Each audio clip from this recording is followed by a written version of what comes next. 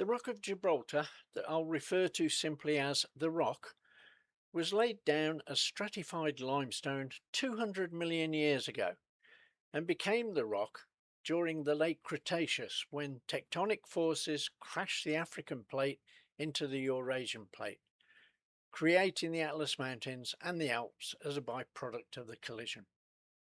A 6 square kilometre section of the limestone bedrock fractured, causing it to tilt and lift rather than buckle, giving it the form we see today.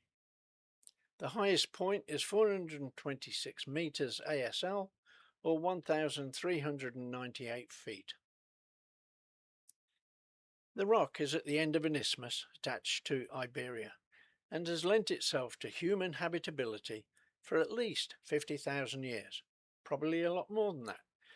Starting with the Neanderthals, then random groups like the Phoenicians, Romans and Visigoths, until we know for sure that the Moors arrived in 711 CE, making it an Islamic state, and they ruled there until 1462. They named it Jebel Tariq, Tariq Mountain, which was corrupted over time to sound like Gibraltar. The Moors ultimately conquered most of the Iberian Peninsula, but eventually the Christians started to push back, and under the auspices of the Christian crown of Castile, finally drove the Moors out of medieval Spain, thus regaining control of the rock. They settled in to enjoy 242 years of unilateral control. However, in 1704, during the War of the Spanish Succession, an Anglo-Dutch fleet sailed into the harbour and let loose with 15,000 cannons, firing into the city that sits at the base of the rock. Needless to say, after a few hours of that, the Spanish forces and citizenry capitulated. So the Brits got control of the rock and have been hell-bent on staying there ever since, because they want control of the straits and who enters or leaves the Mediterranean. 9 years later, in 1713, the Treaty of Utrecht officially ceded the rock to Britain in perpetuity, and that arrangement has been ratified several times since, much to the chagrin of the Spanish. Well, enough of the history, let's get ashore.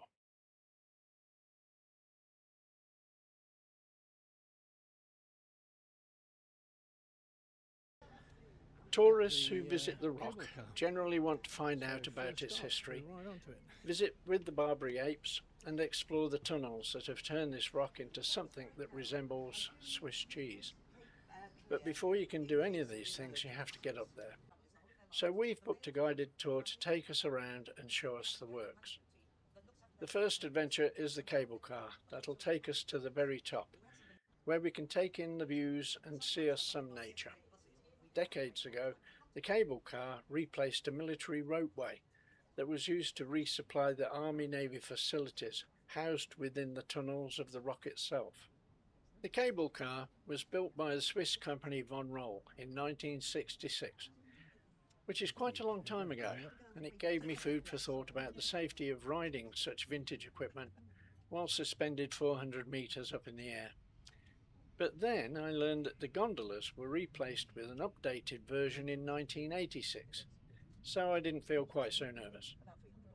The base and summit stations were designed by a local Ministry of Works architect, Mr. Brian Helliwell, who no one except his mother has heard of, so I'm a little apprehensive again. Just kidding. However, it's good news for people following us.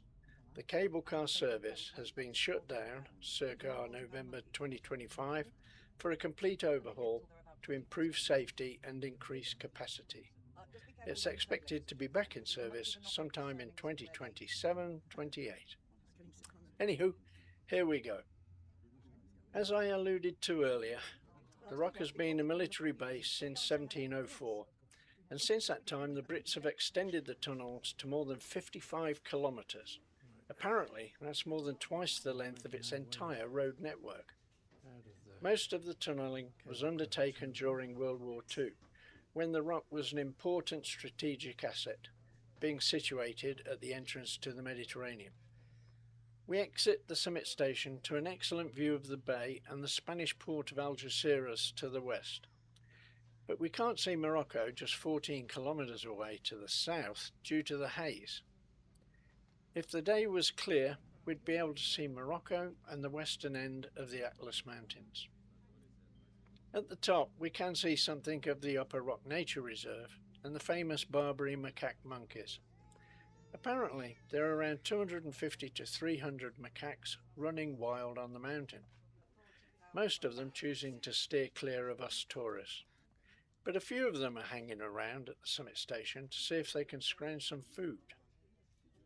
I have heard that the monkeys can be quite precocious and even a little dangerous if they sense that there's food around, and that they like to steal shiny things like phones, cameras and sunglasses. So we've been warned. Despite being classified as, and referred to locally as monkeys or tailless monkeys, they are also called Barbary apes, since they originated from the Berber areas of the Atlas Mountains of North Africa.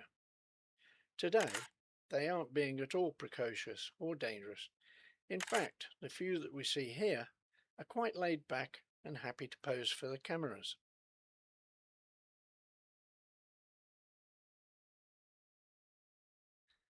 On the other side of the summit building, we're looking towards the Spanish border and the airport. Naturally, it's a small airport with only one runway that crosses the narrow peninsula just north of the rock. An interesting feature of the airport is that the road into Spain crosses the runway, so drivers better look both ways before committing. Thinking about it though, they probably have traffic lights to control the more reckless commuters. What do you think? We'll see it in more detail later in the video. Here, on the less windy side of the ridgeline, we look west towards Algeciras on the opposite side of the bay. It's one of the busiest shipping container ports in southern Europe, servicing approximately 100,000 container ships annually, making the Bay of Gibraltar a pretty busy place, as we can see. Moving around the lookout area to stand at the ridgeline, the view is pretty much obscured by cloud, and that's hardly surprising when you consider that we're up here at around 1,398 feet above sea level. This rather special cloud is created when the easterly wind, laden with moisture from the warm Mediterranean, hits the steep eastern face of the rock and is shoved upwards into the cooler air. The moisture in the air condenses right in front of us to form a dense cloud that flows and glides over the ridge and off to the west, usually dissipating quite quickly. It's called the Levant cloud, Levant deriving from the Latin verb for to raise up. There's even a Spanish soccer team named after it, no doubt hoping for a psychological boost to raise them up to the top of their league. Back at the west side and below us is the posh boat marina that is apparently at the centre of the high status part of town. A house there will set you back the better part of £6 million sterling.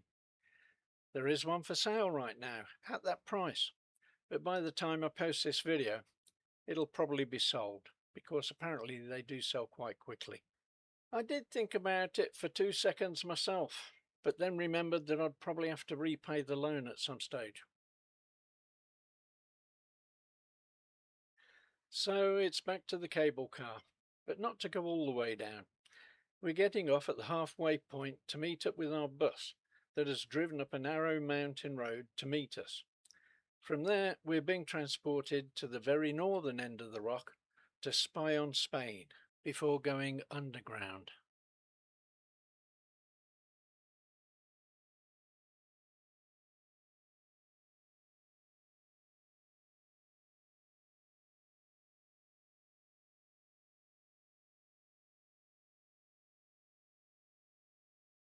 Well, I did turn the camera on, but then I forgot to hit the record button. So here's a still frame. From the northern end of the rock, we have a much better view of the rest of the peninsula. The airport runway is beneath us, extending out into the Bay of Gibraltar. The Spanish border is just beyond the runway, and the city beyond is La Línea de la Concepción, or the Line of Conception, which is a little strange to me, but no doubt has something to do with it being in proximity to a foreign entity.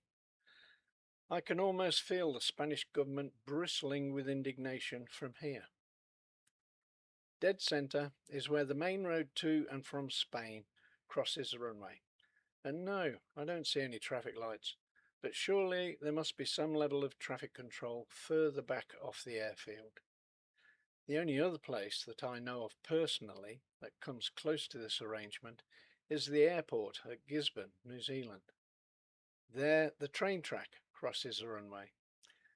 Their way of handling it is for the train to stop and call the control tower on the radio to get clearance before crossing. I love New Zealand. And so, at last, it's underground to the siege tunnel.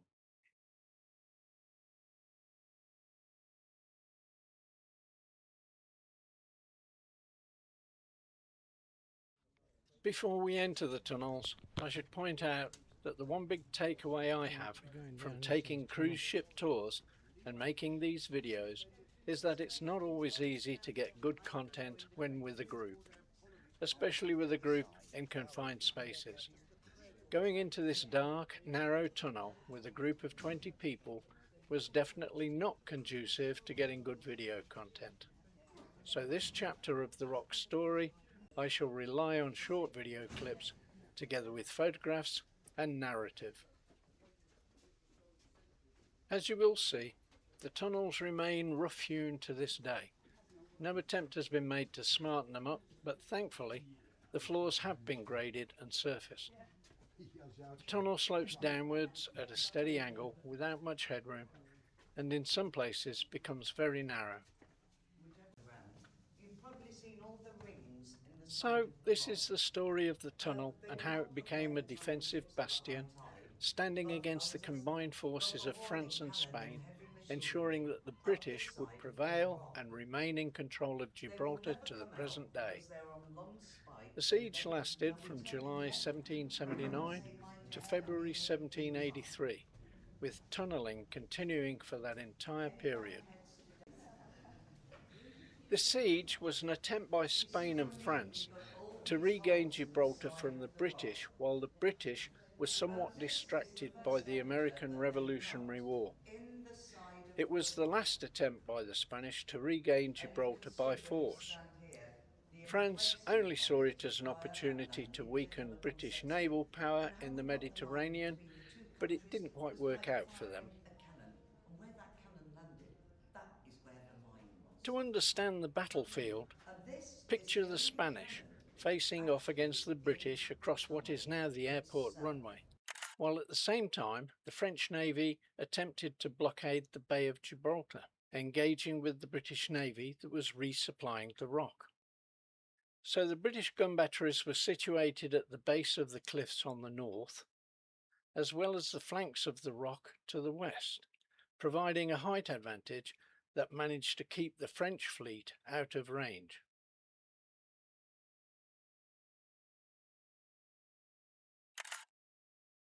A spur of rock on the north face, known as the Notch, offered up the perfect location for a large gun, but it was high on the cliff face with no means to haul a 24-pounder cannon up there.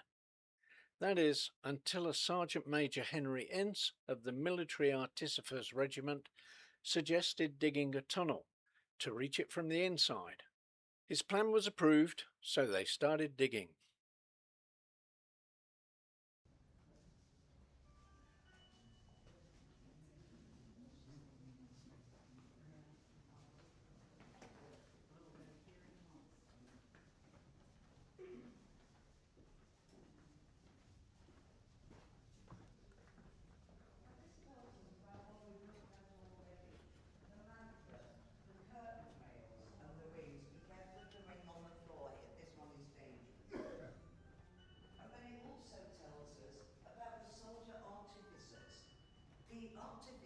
Progress was slow.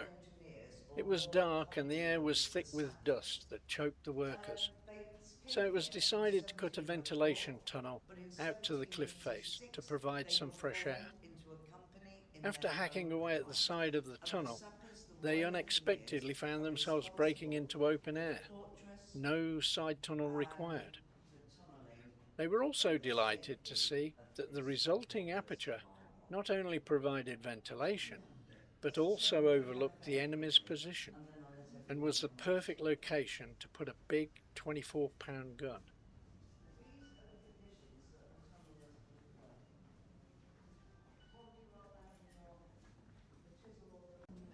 The resulting gun emplacements along the tunnel are today presented as a series of dioramas with guns, mannequins, artifacts and accompanying information boards.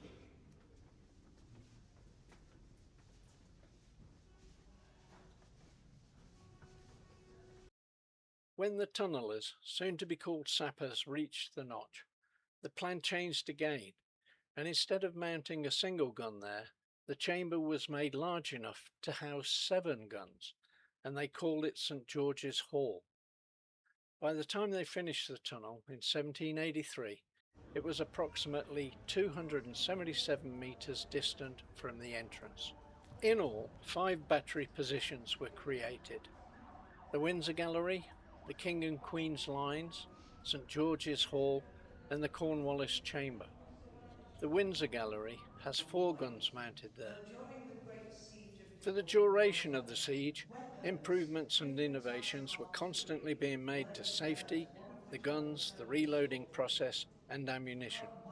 To reduce flashback and smoke from filling the chambers after firing the cannon, the embrasures were fitted with mantlets or curtains of woven flax ropes, as seen here. These also hid gunners from the enemy snipers while reloading. And to protect the gunpowder charges from flash and sparks, wet sheets were hung around the cannons. A Lieutenant Kohler redesigned the gun carriage to allow the gunners to lower the barrel below horizontal in order to shoot down on the enemy, while at the same time reducing the recoil and automatically returning the barrel to the higher loading position. The redesigned carriage rolls back into the chamber rather than leaping backwards. This hugely reduces the potential to cause injury and damage in the confined space of the chamber. This improvement was a major factor that increased efficiency, targeting and firepower. That ends our brief journey through the siege tunnel to St. George's Hall, just below the notch on the north face. All that remains now is to return to the surface, find the bus and do a quick lap of the rock to conclude our tour. Then it's into town to find some alfresco dining before returning to the ship.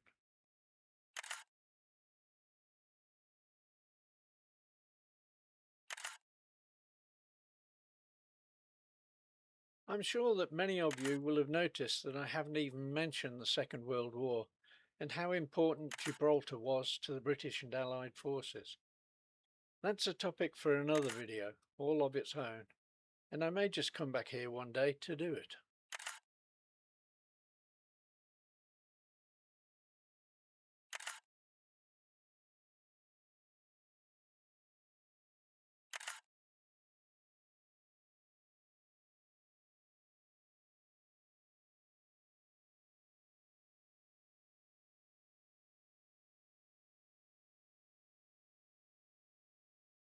Well, I do hope that you enjoyed this video and learned something of the early history of the rock. If you have, please consider clicking the thumbs up and subscribing. Thank you until next time.